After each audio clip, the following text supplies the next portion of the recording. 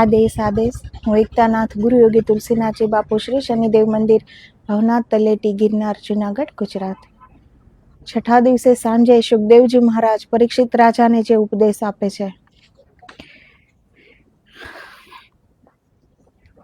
કે ગૃહસ્થ આશ્રમથી જ અગર શરૂઆત કરવામાં આવે, અગર અભ્યાસ, અગર પરિશ્રમ કરવામાં આવે તો જ વાનપ્રસ્થ આશ્રમમાં આપણે મન ઉપર કાબુ આવી ગયો હોય છે. મન અને ચિત્ત નિરોધ જો થઈ ગયું હોય તો ઈશ્વરમય જિંદગી જીવી શકાય છે. તો જ્યારે ચોથો વર્ણાશ્રમ આવે છે, સંન્યાસ આશ્રમ, ત્યારે તો એની પાસે પછી કોઈ ધ્યેય બચતો જ નથી, કેમ કે મન છે નહીં તો કોઈ પોતાની ઈચ્છા તો છે જ નહીં. એને મરતા આવડી ગયું, જીવતા જ એને મરતા આવડી ગયું, તો એ ખુદ મટી ગયો છે. તો સંન્યાસ આશ્રમમાં આવતા સુધીમાં એની પાસે માત્ર ને માત્ર એક ધ્યેય છે, મોક્ષ પ્રાપ્ત કરવાનું. અને એ સભામાં જે ગૃહસ્થી લોકો બેઠા છે એના માટે પણ ઉપાય બતાવે છે સુખદેવજી મહારાજ કે હું જાણું છું ગૃહસ્થી લોકો એટલા મોહમાં બંધાયેલા છે. જેવી રીતે પ્રાણીઓને ગાય ભેંસ આપણે બાંધીએ તો એને આપણે અગર છોડી દઈએ છતાં પણ એ પાછી એ સ્થાને આવી જશે, તો એને બંધન છે કે આપણે એને ખીલે બાંધીએ છીએ છતાં પણ એ પાછી આવી જશે, કેમ કે એ આદિ થઈ ગઈ છે બંધનની. પિંજરામાં અગર કોઈ પંખી છે, પક્ષી છે, એને અગર આપણે પિંજરું ખોલી દઈએ તો એ પણ સાંજ સાતા ફરીથી એ પિંજરામાં આવી જાય છે. તો એને એ મુક્ત આકાશની અસીમતા, એને મુક્તતા એને પસંદ આવતી નથી, કેમ કે આદિ થઈ ગયું છે બંધનમાં રહેવા માટે. તો જેવી રીતે પશુ પક્ષી બંધનના આદિ થઈ ગયા છે, એવી જ રીતે મનુષ્ય પણ માયાના બંધનમાં આસક્ત થઈને એ પણ બંધનના આદિ થઈ ગયા છે. તો સુખદેવજી મહારાજ કહે છે કે હું જાણું છું કે ગૃહસ્થી લોકો જે માયાવી છે, જે મોહમાં ફસાયેલા છે, એ કોઈ ત્યાગ કરી શકતા નથી. અગર ઘર ત્યાગી પણ દે તો પણ પત્ની, પુત્ર, સંપત્તિ, એ બધું જ કુટુંબ પરિવાર, એ બધું જ એના મનમાં હશે જ, કેમ કે અંદરથી એ ક્યારેય નહીં ત્યાગી શકે. તો સુખદેવજી મહારાજે ગૃહસ્થી લોકો માટે પણ ઉપાય બતાવ્યો છે કે એ કઈ રીતે મોક્ષ ધર્મમાં અગ્રેસર થઈ શકે. તો એ માટે પણ એને બધા જ જે એના નિયમ છે એ કહ્યા છે કે જળવત કમળ થઈને સંસારમાં રહેવું. જેવી રીતે કીચડથી ન્યારું રહે છે કમળ, કીચડમાં ખીલવા છતાં પણ એને કીચડ લાગતો નથી, એ કીચડથી ન્યારું રહે છે. એવી રીતે સંસારમાં રહેવા છતાં પણ અગર પ્રભુમય જીવીએ, પ્રભુને સમર્પિત થઈને જીવીએ, હર કર્મ ઈશ્વરને આધીન થઈને ઈશ્વરની સાક્ષીએ આપણે કરતા રહીએ તો પણ આપણે આ માર્ગમાં આગળ વધી શકીએ છીએ. તો સુખદેવજી મહારાજ કહે છે કે પુરાતન કાળમાં ત્યારે આપણે જાણીએ છીએ ઘણા બધા સંતો જેણે બ્રહ્મ અનુભૂતિ કરી, જે બ્રહ્મનું રૂપ બની ગયા, એ બધા ગૃહસ્થી હતા. પરંતુ એ યુગ એવો હતો કે પતિ પત્ની બંને મળીને બ્રહ્મ અનુભૂતિ કરવા અધ્યાત્મના માર્ગમાં સાથે ચાલતા, સાથે મળીને એ અભ્યાસ કરતા, ધ્યાન, ઉપાસના, જપ બધું જ કરતા, પરોપકાર. તો પુરાતન કાળમાં આયુષ્ય વધારે હતું, કેમ કે એ પરમાર્થી જીવન હતું, સ્વાર્થયુક્ત જીવન ન હતું. એ જીવન પોતાના માટે ન હતું, બીજાના માટે હતું. માટે એ લોકોનું આયુષ્ય એ વધારે હતું. અને આજના યુગમાં આપણે ચારે બાજુ જોઈએ છીએ કે સ્વાર્થ સિવાય કંઈ જ નથી. તો આયુષ્ય એવી રીતે ધીરે ધીરે ક્ષીણ થતું જાય છે માણસોનું, કેમ કે એ પોતાના માટે જીવે છે. જ્યારે પુરાતન કાળમાં એ પરમાર્થ માટે જીવતા હતા. એને જીવતા જ મરતા આવડી ગયું હતું, એ મટી ગયા હતા, એનો અહંકાર ક્યાંય પણ ન હતો. તો એને આયુષ્યની સીમારેખા એના માટે બહુ લાંબી હતી. તો સ્વાર્થ માટે જીવન જીવનારને નિર્મિત આયુષ્ય કરતા એક શ્વાસ પણ વધારે જીવવાનો અધિકાર રહેતો નથી, પરંતુ પરમાર્થ માટે જીવન જીવનારનો મહાકાળ પણ વાંકો વાળ કરી શકતો નથી. તેથી તેમને આયુષ્યની કોઈ મર્યાદા રહેતી ન હતી. પરંતુ હાલમાં ધર્મનો આશ્રય ઘટતો જવાથી, બાહ્ય પરમાર્થી અને ભીતર સ્વાર્થી મનુષ્યો વધવાથી, તેમના આયુષ્ય પ્રભુ આધીન ન રહેતા કર્માધીન થવાથી આયુષ્ય મર્યાદાના બંધનો લાગુ પડ્યા છે. તો એ બહારથી તો આપણને લાગશે કે એ બિલકુલ સ્વાર્થી નથી, બહારથી એ પરોપકાર કરતો પણ હશે, પરંતુ અંદરથી એ વૃત્તિ છે નહીં પરોપકારની. કંઈક પરોપકાર કર્યું છે તો એનું ફળ લેવા માટે એને એ પરોપકાર કર્યું છે કે હું આનું મારાથી આટલું સારું કામ થાય તો મને પણ આનું સારું ફળ મળે, મને પણ મારું પણ સારું થાય, એવું વિચારીને આજના લોકો પરોપકાર કરે છે. એટલે એને ફળ મળતું નથી, કેમ કે જ્યાં માંગ છે ત્યાં કંઈ પ્રાપ્ત થતું નથી. એ તો વિના માંગે પ્રાપ્ત થાય છે. કોઈને જરૂર છે અને જરૂરિયાતને આપણે જે મદદ કરી છે, એને જે પણ મદદની જરૂર છે એ મદદ આપણે કરી છે, તો એની પાસે આપણે આશા ન રાખીએ તો પણ સામા માણસની જે અંદરથી દુઆ નીકળે છે તો એ આપણા કેટલાક કર્મ કાપી નાખે છે, પરંતુ એ આપણને દેખાતું નથી ને. તો એ આપણને દેખાતું નથી જરાય કે કેટલાક કર્મ કપાઈ ગયા. એટલે આપણે સામેવાળા પાસે અપેક્ષા રાખીને કોઈ પરોપકાર કરીએ છીએ, તો એ પરોપકાર નથી કહેવાતો, એ બાહ્ય દ્રષ્ટિનો પરોપકાર છે. અંદરથી તો વૃત્તિ સાફ નથી. એટલે જે પણ કાર્ય થાય છે એ જો પ્રભુને સમર્પિત થઈને થાય કે કરવા વાળા એ જ છે, હું કંઈ જ નથી, એ જ કરાવે છે, એ જ ચલાવે છે, એ જ જીવાડે છે, બધું એ કરે છે. પરંતુ આપણો અહંકાર વચ્ચે આવી જાય છે કે મેં આ સારું કામ કર્યું, એટલે એ કામથી કંઈ પ્રાપ્ત થતું નથી. પરંતુ એ ઈશ્વરાધીન, ઈશ્વર મારી અંદર જે બેઠેલો છે એની પ્રેરણાથી આ કામ થયું છે. જો એવી ભાવના રાખીએ તો એ અહમ આપણો ધીરે ધીરે ધીરે ધીરે તૂટતો જાય છે.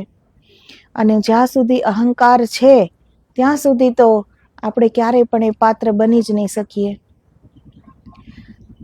તો જે એ માને છે કે આપણે જે પણ કરી રહ્યા છે એ ઈશ્વર કરાવી રહ્યો છે, તો પછી એને કોઈ કર્મ પણ લાગુ પડતું નથી અને એને કોઈ આયુષ્યની એની પાસે કોઈ સીમારેખા પણ નથી હોતી.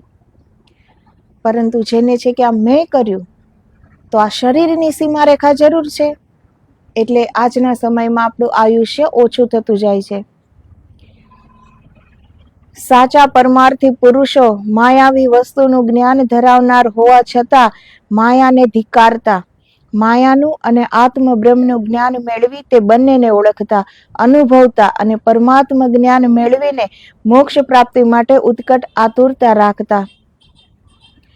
તો જે સાચા અર્થમાં પરમાર્થી પુરુષો જે હતા અને આજે પણ છે, આ ધરતી કઈ ખાલી નથી, આજે પણ છે, પણ આપણી દ્રષ્ટિ ત્યાં પહોંચતી નથી, કેમ કે આપણે જેવા હોઈએ એવા જ આપણે બીજાને વિચારતા હોઈએ ને કે એ પણ એવા જ હશે, કેમ કે આપણી ટૂંકી સોચ છે, ટૂંકો વિચાર છે.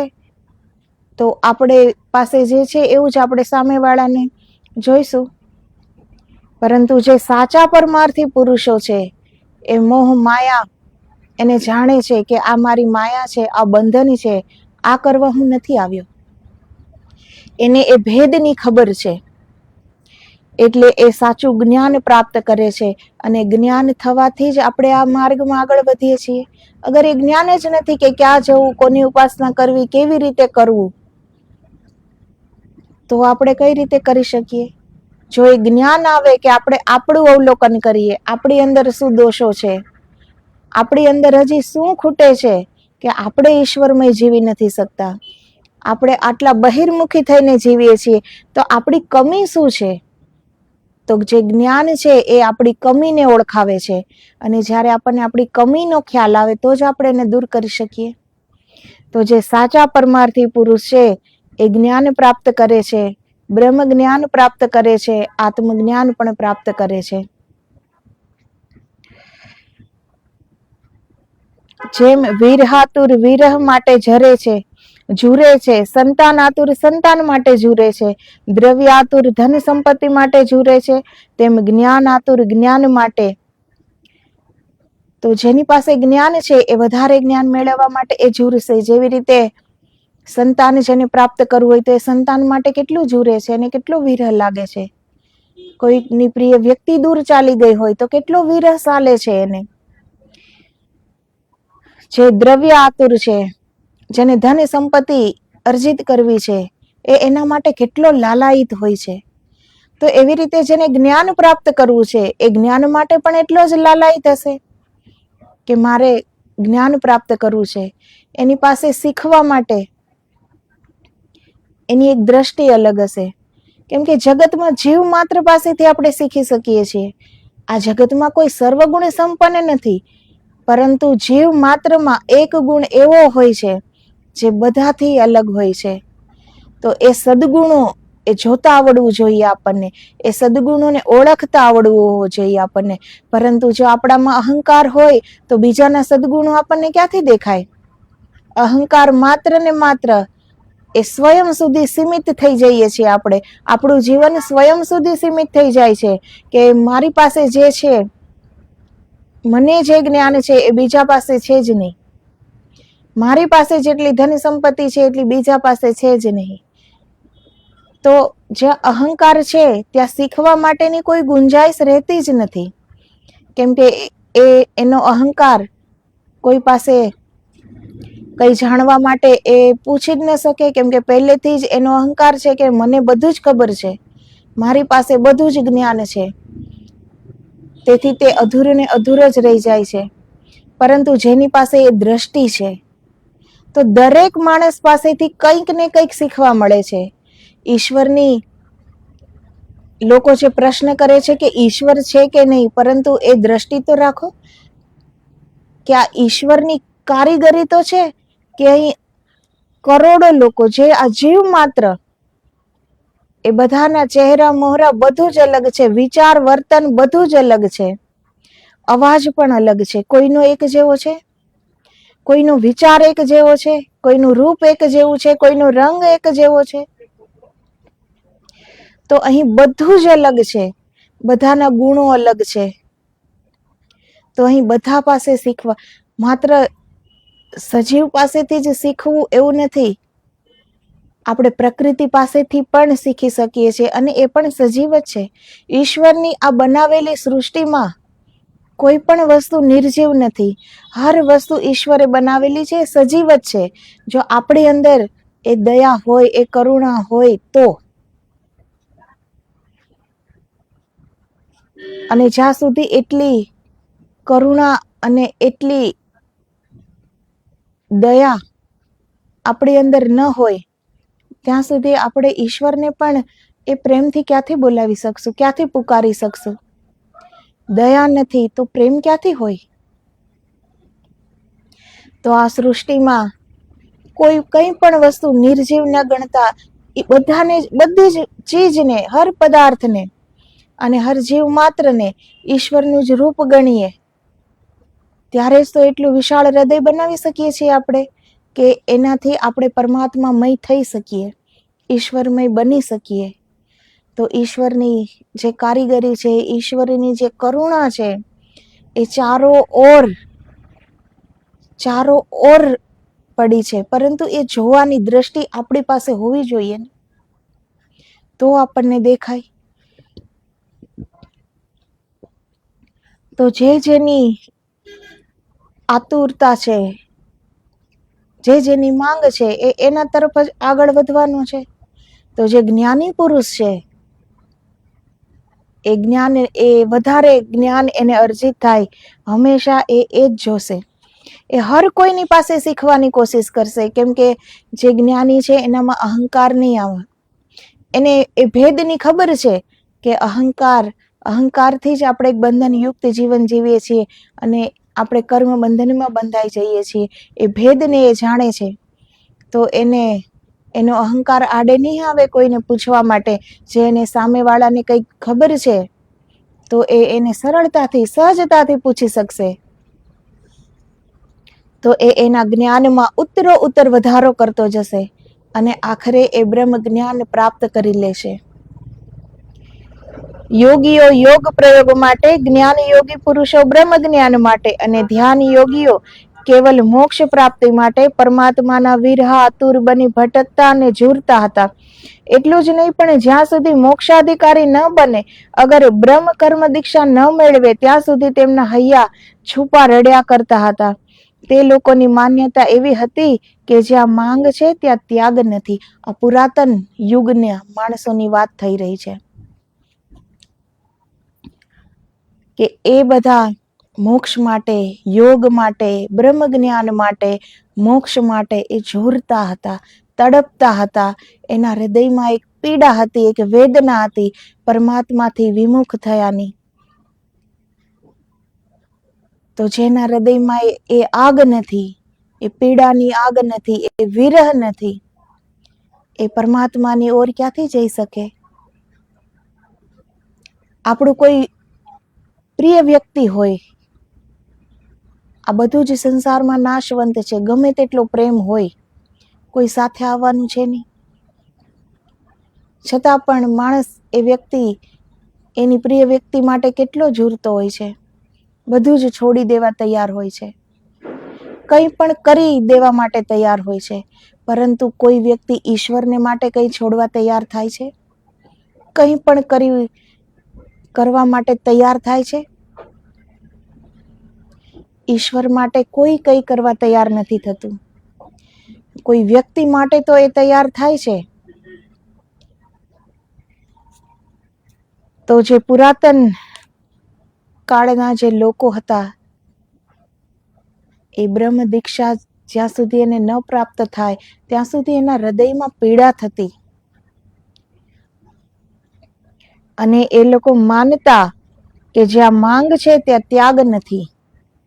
ત્યાગ કોને કહેવાય? કે હવે મારું કંઈ છે જ નહીં, કંઈ જોતું પણ નથી, આ સર્વ ઈશ્વરનું છે અને એ જ ઈશ્વર મારી અંદર છે, હવે માંગશે નહીં. તો જ્યાં સુધી માંગ છે ત્યાં સુધી ત્યાગની તો ખબર જ નહીં પડે. જ્યાં ત્યાગ છે ત્યાં માંગ નથી. માંગણી કરનારો ત્યાગ કરતો નથી અને ત્યાગ કરનારો માંગતો નથી. જેને કોઈ પણ વસ્તુની જરૂરિયાત જણાય તે તમામ માંગે છે અને જેને કોઈ વસ્તુની જરૂર જ ન હોય તે જ ત્યાગે છે. તો જેને હજી કંઈ માંગ ઊભી છે, વસ્તુની હોય, પદાર્થની હોય, વ્યક્તિની હોય, નામની હોય, દ્રવ્યની હોય, કંઈ પણ માંગ છે, ત્યાં સુધી એ ત્યાગી તો ન જ કહેવાય. એને ત્યાગની તો ખબર સુદ્ધા નથી, એટલે જ તો એ માંગે છે. અને જેને ત્યાગનો ખ્યાલ છે, એને આ બાહ્ય કોઈ પણ વ્યક્તિ, કુટુંબ, પરિવાર, દ્રવ્ય, સંતતિ, સંપત્તિ, કોઈ પણ જે માયાયુક્ત કંઈ પણ છે, એ માંગથી ઉપર ઉઠી ગયો છે. એને એ ત્યાગી છે, માત્ર ને માત્ર ઈશ્વરમય જીવે છે અને એની પાસે એક ધ્યેય છે, માત્ર એ મોક્ષ પ્રાપ્તિ કરવા માટે જીવે છે. કંઈ પોતાની જરૂરિયાતો પૂરી કરવા માટે નહીં, પોતાના મોજ શોખ કરવા માટે નહીં, પોતાના સ્વાર્થ માટે નહીં. એનો એક પરમ આદર્શ છે કે મોક્ષ પ્રાપ્ત કરવો છે.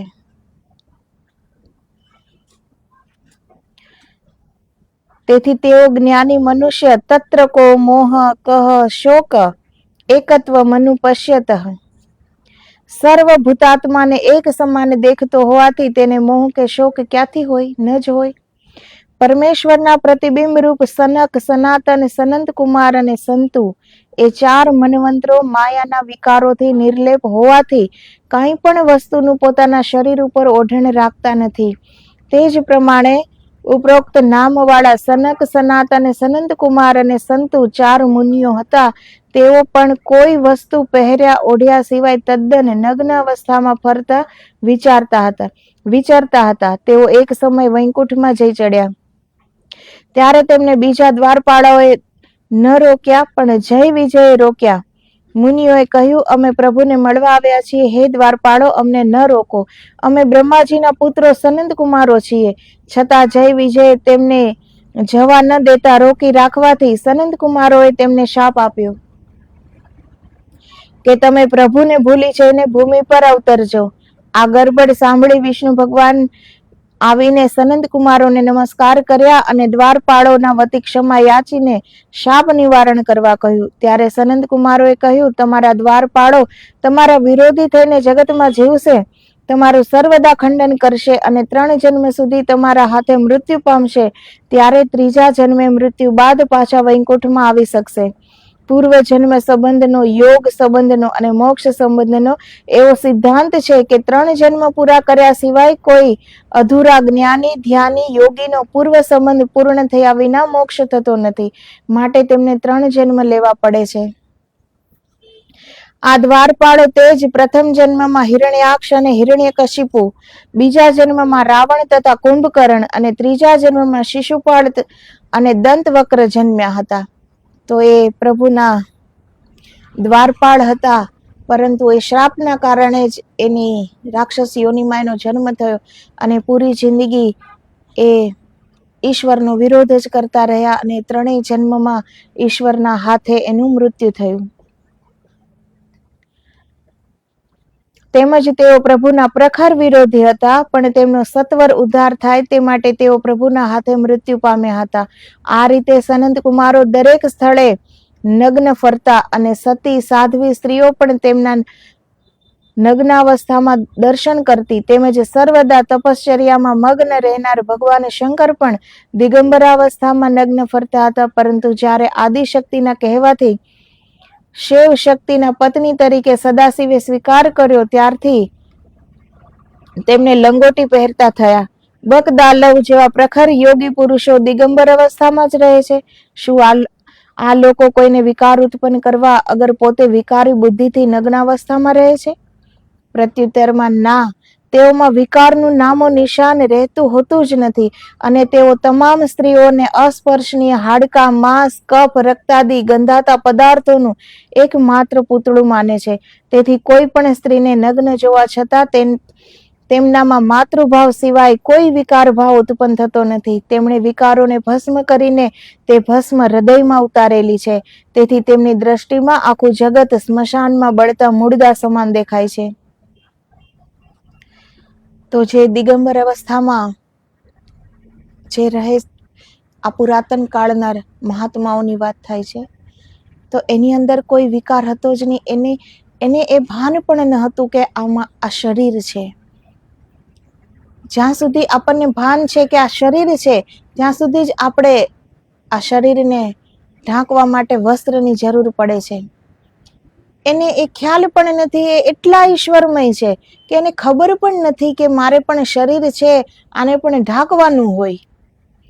એને ખ્યાલ જ નથી. એની અંદર વિકાર છે જ નહીં, તો એને આ શરીર વસ્ત્ર પહેર્યું છે કે નથી પહેર્યું એની કોઈ ફરક છે જ નહીં. એ સાક્ષાત બ્રહ્મરૂપ બની ગયા છે. તો એને બીજાને જુએ છે ત્યારે પણ એને બીજાના શરીર દેખાતા નથી. એને તો બધામાં એ બ્રહ્મ તત્વના દર્શન કરે છે અને એને બ્રહ્મ તત્વ જ દેખાય છે, કેમ કે એ સ્થિતિમાં છે. એ શરીર ભાવમાં છે જ નહીં કે એને બીજાના શરીર દેખાય. એ બ્રહ્મ ભાવમાં છે. એને બ્રહ્મ અનુભૂતિ કરી છે. એ ચારે બાજુ બ્રહ્મ તત્વને જ જોવે છે. તો એને કપડાં પહેરવા નહીં, પહેર્યા છે કે નથી પહેર્યા, એના માટે આ કંઈ જ નથી. એના માટે આ શરીર જ નથી, તો પછી વસ્ત્ર એના માટે શું હોય?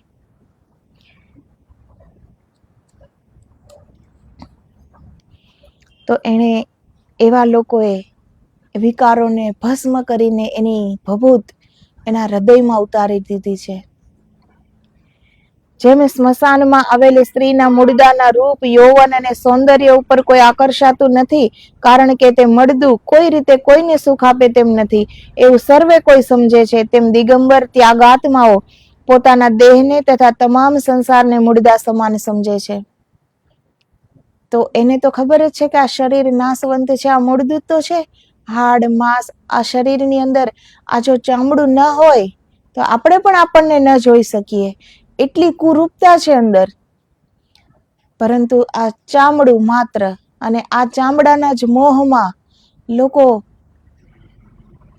કેટલું કરી નાખે છે આ ચામડાને શણગારવામાં, આ ચામડાને જોવામાં, આ ચામડાના મોહમાં, આ ચામડાની માયામાં કેટલું કરી નાખે છે.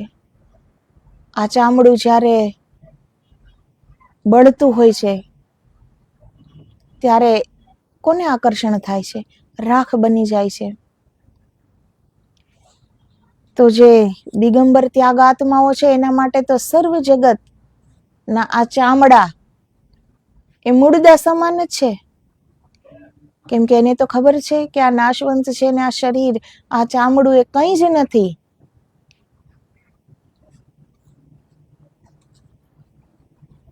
માટે તેમને કોઈ પણ વસ્તુની જરૂરિયાત હોતી નથી. એટલું જ નહીં, પણ લંગોટી પહેરવી, રાખવી, સીવડાવવી, ધોવી અને સાચવવી તેને પણ તેઓ માયા મોહના બંધનનું કારણ માને છે. કેમ કે સત્ય દિગંબર અવસ્થા તે જ ચેતના આરૂઢ યોગીની નગ્ન અવસ્થા છે. તેથી તેઓ દેહને જ વાઘો માની તેના પર વસ્ત્રનો વાઘો ચડાવતા નથી. કેમ કે એને આત્માના રૂપે પરમાત્મામાં એક થઈ ગયા છે. એને અંદર એ બ્રહ્મને જોઈ લીધા છે. તો બ્રહ્મનું વસ્ત્ર આ દેહ છે, આ શરીર જ આ આત્માનું વસ્ત્ર છે. તો પછી શરીરને તો બીજા વસ્ત્રની એની જરૂરિયાત નથી પડતી. તેના પર વસ્ત્રનો વાઘો એ ચડાવતા નથી. યોગીઓની નગ્ન અવસ્થા શુદ્ધ ચેતનનું પ્રતીક છે. તે ચેતન બ્રહ્મ ખરેખર નિર્વિકાર, અસંગ, લિંગ રહિત, વસ્ત્રહીન, ઇન્દ્રિયો રહિત જ્ઞાન સ્વરૂપ છે. એની અંદર કંઈ જ બચ્યું નથી. એ વ્યાપક, એ બ્રહ્મ રૂપ બની ગયા છે. એની પાસે શરીર, મન, બુદ્ધિ, ચિત્ત, ઇન્દ્રિયો કંઈ જ નથી. આ બધું હોય તો કોઈ ઈચ્છા હોય ને, આ બધું ઇન્દ્રિયો હોય તો વિષય વાસના હોય ને, મન હોય તો કોઈ ઈચ્છા હોય ને, પણ એના પાસે કંઈ છે જ નહીં. એ બધું એને બાળીને ભસ્મ કરી નાખ્યું છે.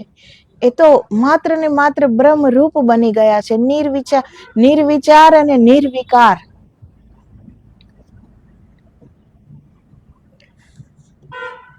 તે ચેતનને જાતિ નથી. તેથી તે પુરુષ રૂપે હોવા છતાં તેને સ્ત્રીલિંગ કે પુલ્લિંગમાં ન લેતા બ્રહ્મ શબ્દને સંસ્કૃતમાં નપુંસક લિંગમાં ગણેલી છે. માનવ માત્રને ઇન્દ્રિયો અને મોહ વિના મમતા જાગતી નથી. તો આપણી અંદર જે મોહ છે એ જ આ મમત્વ જગાડે છે, એ જ ઈચ્છાઓનો ગ્રોથને વધારે છે. પરંતુ એ એનામાં હોતી નથી. અને બ્રહ્મની તો કોઈ જાતિ નથી કે આ સ્ત્રી છે કે આ પુરુષ છે. એ તો આપણા શરીરથી ઓળખીએ છીએ ને કે આ સ્ત્રી છે ને આ પુરુષ છે. તો એને શરીર સાથે તો કોઈ લેવા દેવા જ નથી. તો એને એ ભેદ પણ છે નહીં કે આ સ્ત્રી છે કે આ પુરુષ છે. એ શરીરને જોતા જ નથી. પછી ભેદનો તો પ્રશ્ન જ નથી ઉઠતો ને. એ સ્વયં બ્રહ્મ છે અને બીજાને પણ બ્રહ્મ રૂપે જ જોવે છે. એને આ શરીર નથી દેખાતું, પણ આપણી અંદર રહેલા બ્રહ્મને એ જોતા હોય છે. આપણે નથી જોઈ શકતા, પરંતુ જેણે બ્રહ્મના દર્શન કર્યા છે, જેણે એ બ્રહ્મત્વ સુધી પહોંચી ગયા છે, એ તો આપણી અંદર રહેલા બ્રહ્મને જોવે છે. એ કે આપણા શરીરને નથી જોતા હોતા. તો સાચી દિગંબર અવસ્થા એને કહેવાય છે કે જેને ભાન જ નથી કે વસ્ત્ર પહેર્યા છે કે નથી પહેર્યા. જો વસ્ત્ર ઉતારવા પડે છે કે અમે દિગંબર છીએ, તો એને સત્યમાં દિગંબર કહેવાતા નથી. આપણું સાચું ચેતનવંતું રૂપ એ આપણી અંદરના પરમાત્મા છે. અને એ અરૂપ છે. એને કોઈ રૂપ નથી, એને કોઈ શરીર નથી કે એને વસ્ત્ર પહેરાવા પડે. તો જેણે એ જાણ્યું, જેણે અનુભૂતિ કરી, એણે પોતાની જાતે કોઈ વસ્ત્ર ઉતાર્યા નથી, પણ એ ઉતરી ગયા છે. પહેર્યા છે કે નથી પહેર્યા એને ખબર પણ નથી. એને કહેવાય છે દિગંબર. માનવ માત્રને ઇન્દ્રિયો અને મોહ વિના મમતા જાગતી નથી. મમતા વિના સંગ્રહ થતો નથી. અને જ્યાં જ્યાં સંગ્રહ થાય છે ત્યાં ત્યાં જેમ બંધિયાર પાણી ગંધાઈ ઉઠે છે, તેમ સંગ્રહેલી કોઈ પણ વસ્તુ આસક્તિનો વધારે કરીને અશાંતિ આપે છે. જેમ એક મુદ્રા પણ સંગ્રહવામાં આવે તો વધુ સંગ્રહવાનો ઉત્સાહ જાગે છે. સ્ત્રીના વધુ સહવાસમાં અવાય તો વિકારી ઇન્દ્રિયોના વિકારી તત્વોના જ્ઞાન ઉત્પન્ન થઈ વિકારનો વેગ વધતા મોહ વિકારની વૃદ્ધિ થાય છે. જેમ વ્યસનની વસ્તુના વધુ પરિચયમાં આવવાથી વ્યસનની આદત વધે છે, તેમ જેનામાં કાંઈ પણ વિકાર બુદ્ધિ જાગૃત થાય છે તેને જ પોતાના શરીરનો કોઈ પણ ભાગ ઢાંકવા કે લંગોટી પહેરવા યોગ્ય છે એવું સમજાય છે. ત્યાંથી જ વિકારની શરૂઆત થઈને વિકાર વૃદ્ધિ પામે છે.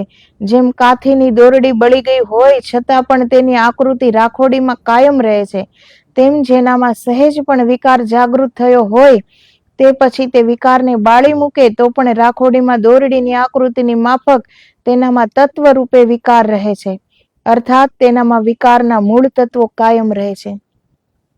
જો એ આ ઇન્દ્રિયોને જીત્યા નથી, ખાલી જબરદસ્તી એને સુવડાવી છે, તો એ તો ક્યારે પણ જાગી શકે છે.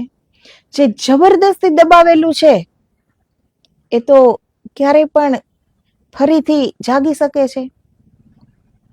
તો જે યોગી જબરદસ્તી કરે છે પોતાની સાથે કે હું દિગંબર છું, મને વસ્ત્રની જરૂર નથી, મારામાં વિકાર નથી, તો એ કહેવા માત્રથી નથી થતું. આ શબ્દને પરે છે. શબ્દ બોલી દીધા કે હું નિર્વિચાર છું, નિર્વિકાર છું, એ કહેવાનો વિષય નથી, એ જીવવાનો વિષય છે, એ જીરવવાનો વિષય છે, એ કહેવાનો વિષય નથી. જે બ્રહ્મ દશામાં પહોંચી ગયા છે એની સામે અપ્સરાઓ જેવું રૂપ પણ આવી જાય તો પણ એને એ શરીર દેખાતું જ નથી, તો એનામાં વિકાર કઈ રીતે આવે? એ તો એક બ્રહ્મ, એક ચેતનાને જોવે છે અંદરના, તો એ કોઈ કાળે એને વિકાર નહીં આવી શકે. પરંતુ જે બહારથી જે જબરદસ્તી કરે છે પોતાની સાથે કે આ મોહ માયામાં ન રહેવું, વિકાર વાસનાઓનો ત્યાગ કરવો, અને જબરદસ્તી પોતાની સાથે કરે છે, એ કોઈ પણ સમય ફરીથી જાગૃત થઈ જાય છે, જાગી જાય છે, એ તત્વ એનામાં બાકી રહે છે.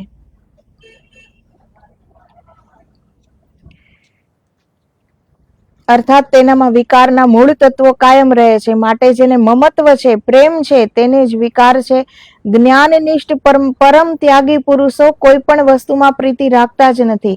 જેમને સંસારના કોઈ પણ પદાર્થમાં સુખ કે આનંદ જણાતો નથી, સંસારના સુખ આનંદને જે શોધવા મેળવવા ઈચ્છતા નથી અને માત્ર પરમ આનંદના આશ્રિત બની તેમાં જ નિમગ્ન થઈને રહે છે, તેમને મૃત સંસારમાં કાંઈ પહેરવાનું, લાવવાનું, રાખવાનું, સંગ્રહવાનું કે કોઈ પણ લૌકિક કાર્ય કરવાનું હોતું જ નથી. તો જેણે એ જોઈ લીધું બ્રહ્મ જ્ઞાન રૂપી અગ્નિમાં હર લૌકિક જે પણ છે, આ શરીર, મન, બુદ્ધિ, ચિત્ત, વિચારો, કામનાઓ, વિષય, વિકાર, બધું જ સંગ્રહવાનું, કાંઈ લાવવાનું, રાખવાનું, એ બધું જ એમાં બળીને ભસ્મ થઈ ગયું છે.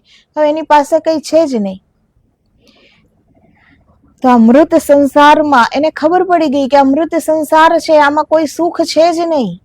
સુખ માત્ર ને માત્ર પરમાત્મા નામમાં છે, પરમાત્માના ભજનમાં છે, પરમાત્મામાં તન્મય થવામાં આનંદ મળે છે. આ સંસારમાં આનંદ છે જ નહીં. આ સંસારનો આનંદ બિલકુલ મિથ્યા છે. એ જ્ઞાન, એ પરમ જ્ઞાન એને પ્રાપ્ત થઈ ગયું છે, તો એ આ સંસારની કોઈ જાતની ખેવના એનામાં પછી ક્યાંથી રહે? તો એ માત્ર એ પછી સંસારના સુખને, આનંદને એ મેળવવા જરાય કોશિશ ન કરે ને કોઈ માંગ પણ ન હોય એ તરફ, કેમ કે એને સંસારના કોઈ પણ પદાર્થમાં કોઈ સુખ નથી મળતું. એ જાણી ગયો છે કે આ મૃત સંસાર છે, આમાં સુખ છે જ નહીં. તો એ પરમ સુખ એને જાણી લીધું છે. જેને પરમ સુખની ખબર પડી ગઈ એ ઘડી બે ઘડીના સુખમાં થોડો જ પડે.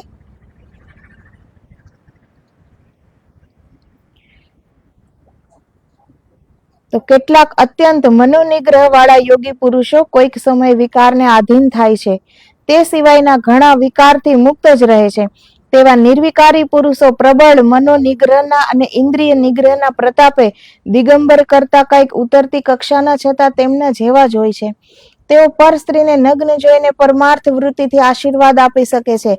જેમ મહર્ષિ વેદવ્યાસે ધ્યાનમાં બેસી યોગ બળથી પોતાના વીર્યને અધોમાર્ગને બદલે ઉર્ધ્વ માર્ગે ઊંચે ચડાવી વિચિત્ર વીર્યની સ્ત્રીઓને પોતાની માતાની ઈચ્છા અને આજ્ઞા પૂર્ણ કરવા તેમજ તેમનો નિર્વંશ ન જવા દેવાની ખાતર પરમાર્થ કરવા પોતાના ચક્ષુમાંથી અશ્રુ રૂપે પડેલા વીર્યને વિચિત્ર વીર્યની સ્ત્રીઓને મુખ દ્વારા ગળવાથી ગર્ભ રહ્યો હતો.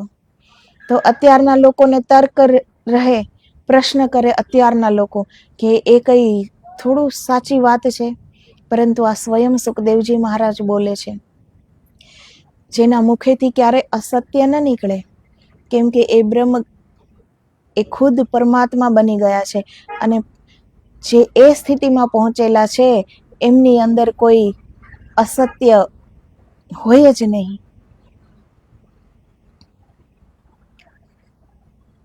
તો વેદ વિચિત્ર વીર્ય, તો એક વંશ વધારવા માટે, પરમાર્થ કરવા માટે, વેદ વ્યાસીએ પોતાની માતાની આજ્ઞાનું પાલન કરવા માટે વિચિત્ર વીર્યની જે સ્ત્રીઓ છે એને પોતાના ચક્ષુઓથી જે અશ્રુ આવ્યા એને ગળાવાથી એને ગર્ભ ધારણ થયો હતો. એની તો આ બધા એક યોગ હોય છે જે બધા નથી સમજી શકતા. એમાં એ પ્રશ્ન કરે છે, પરંતુ જ્યાં સુધી આપણે એ સ્થિતિમાં ગયા નથી, આપણે એ કંઈ જાણતા નથી, ત્યાં સુધી આપણે આ સાચું કે ખોટું કઈ રીતે કહી શકીએ. અને સુખદેવજી મહારાજ એની સ્થિતિ ત્યાં પહોંચી છે, એ ત્યાં ગયા છે કે એક વ્યક્તિ આત્મજ્ઞાન પામીને, બ્રહ્મ જ્ઞાન પામીને, બ્રહ્મ અનુભૂતિ કરીને શું કરી શકે છે. તો જે આપણે પ્રશ્ન કરીએ કે અશ્રુથી કેવી રીતે બાળક ઉત્પન્ન થાય, ગર્ભધારણ થાય, તો જે પરમાત્માનું રૂપ બની ગયા છે એની માટે કાંઈ અસંભવ નથી. પરમાત્મા શું ન કરી શકે? તો વેદ વ્યાસજી જેણે બ્રહ્મ અનુભૂતિ કરી છે, સ્વયં બ્રહ્મનું રૂપ બની ગયા છે, એની માટે શું અસંભવ છે? સંત માટે કંઈ પણ અસંભવ નથી હોતું, કંઈ પણ નહીં. એ પૂરા બ્રહ્માંડના માલિક છે, કંઈ પણ કરી શકે છે. પરંતુ આપણે જ પ્રશ્નો કરીને આપણે જ આપણી શ્રદ્ધા ડગાવી દઈએ છીએ.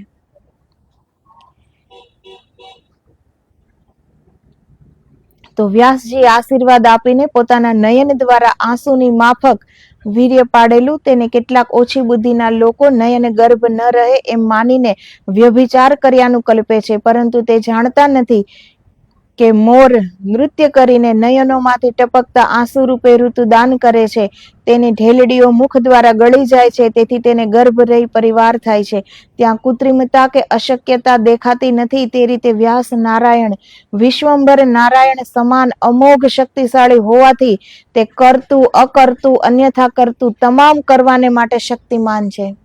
તો જે ત્યાં પહોંચી જાય છે એ કંઈ પણ કરવા માટે શક્તિમાન થઈ જાય છે.